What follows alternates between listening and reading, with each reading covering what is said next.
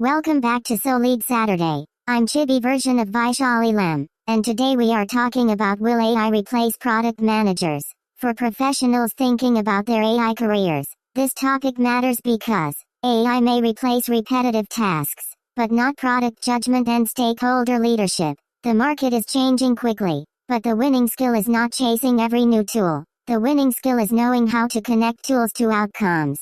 That means learning how to explain AI clearly, build small proofs of work, and show measurable impact. Let's break this down into 3 parts. First, why does this matter now? AI is no longer just a research conversation. It is becoming part of everyday work. Teams are using it to summarize information, automate repetitive tasks, analyze documents, generate content, support decision-making, and improve customer experiences.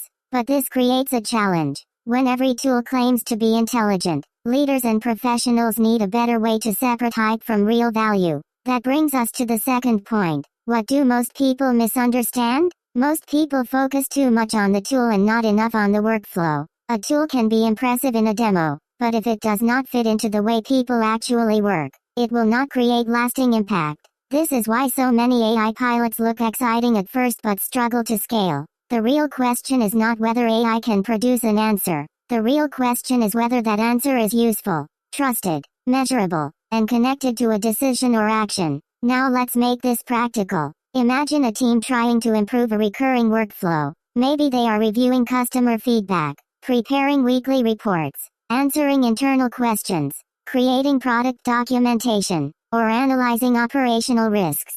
Without AI, people spend hours collecting information, cleaning it, summarizing it, formatting it, and communicating it. With AI, parts of that workflow can become faster. AI can help gather information, summarize patterns, draft outputs, and highlight risks or opportunities. But humans still provide judgment. That is the balance we need to remember. AI should not remove accountability. AI should reduce friction. AI should not replace leadership. AI should improve clarity. AI should not create more noise. AI should help people focus on what matters.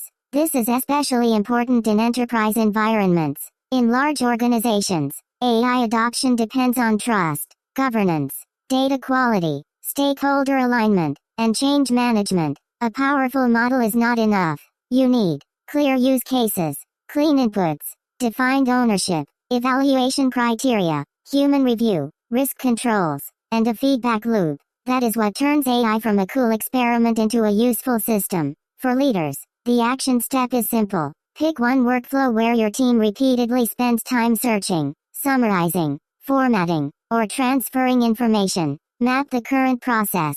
Identify the friction. Decide where AI can assist. Define what must remain human. Then test it with a small pilot and measure the outcome. For professionals, the action step is this. Build your AI translation skill. Do not only learn tools. Learn how to explain what the tool does, where it helps, where it fails, and how it connects to business value. That translation skill is becoming one of the most important career advantages in the AI era. For creators and builders, the lesson is also clear. Do not just create random AI outputs. Build repeatable systems. One idea can become a podcast episode, a short video, a LinkedIn post, a newsletter, a thumbnail, and a learning asset. But only if the workflow is designed intentionally. That is the real power of AI systems.